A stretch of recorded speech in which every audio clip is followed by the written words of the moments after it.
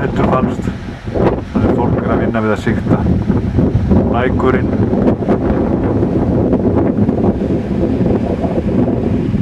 Þarna skarðið sem talaður að sé hægt að ganga yfir í inndal Loðmundarfjarðar og hér fjallið til norðurs.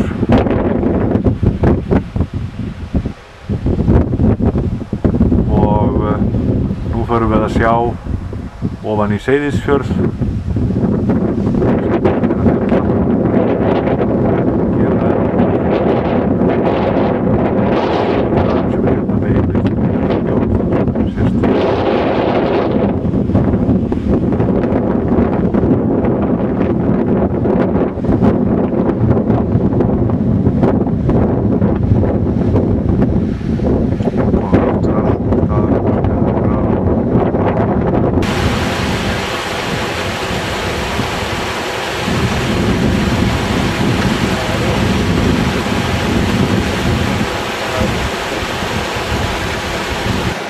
Perlur sem Jón fann á svæði A1.